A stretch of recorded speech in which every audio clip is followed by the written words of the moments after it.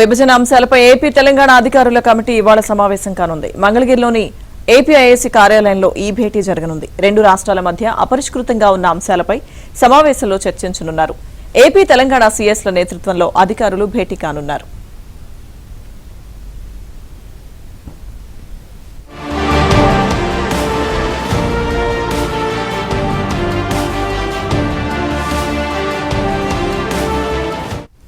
ఆంధ్రప్రదేశ్ విభజన జరిగి 10 ఏళ్లైనా ఆస్తుల విభజన, వనరుల విభజన అంశాలు ఇంకా కొలిక్కి రాలేదు.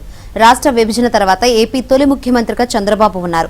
తెలంగాణ ముఖ్యమంత్రిగా కేసీఆర్ పనిచేశారు. రెండు రాష్ట్రాల మధ్య ఆస్తుల విభజనపై చర్చలు జరిగాయి.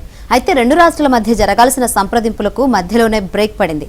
2017లో మంత్రుల కమిటీని ఏర్పాటు చేశారు. అనంతరం రాజ్భవన్లో అప్పటి గవర్నర్ నరసింహన్ సమక్షంలో ఒక మీటింగ్ జరిగింది. ఆ తరువాత సమావేశాలు అసలు జరగలేదు.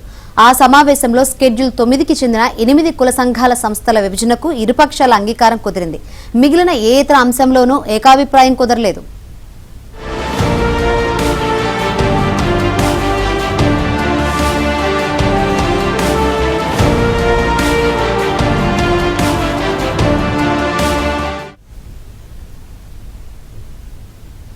రెండు రాష్ట్రాల మధ్య అపరిష్కృతంగా ఉన్న వాటిలో ప్రధానమైంది షెడ్యూల్ 9, 10 సంస్థల విభజన ప్రక్రియ.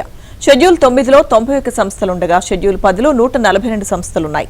షెడ్యూల్ 9 సంస్థల విషయంలో షీలాబిడే సిఫార్సుల మేరకు 68 సంస్థల విభజనకు తెలంగాణ సుముఖంగా ఉంది. మరో 23 సంస్థల విభజనపై కేంద్రానికి అభ్యంతరాలు తెలిపింది. మినిస్ట్రీ ఆఫ్ హోమ్ అఫైర్స్ ఇచ్చిన హెడ్ క్వార్టర్ సూచన మేరకు షెడ్యూల్ 9 సంస్థల ఆస్తుల విభజనకు తమకు ఎలాంటి అభ్యంతరం లేదని తెలంగాణ ఇప్పటికే తేల్చి చెప్పింది. అటు ఎంహెచ్ఏ కూడా ముందు ఇరుపక్షాలకు అంగీకారం ఉన్న సంస్థల విభజనతో ప్రక్రియ మొదలు పెట్టాల్సిందిగా సూచించింది. ఇందుకు నిరాకరించిన ఏపీ మొత్తం ఆస్తుల విభజన ఒకేసారి జరగాలని పట్టుబడుతోంది.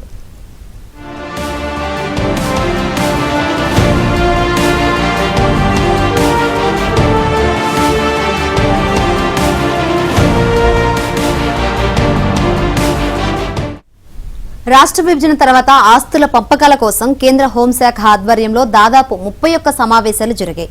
కేంద్ర హోంమంత్రి నేతృత్వంలో జరిగే దక్షిణాది రాష్ట్రాల మండలి సమావేశాల్లోనూ తెలంగాణ, ఏపీ మధ్య ఉన్న వివాదాస్పద అంశాల పరిష్కారానికి ప్రయత్నాలు జరిగాయి.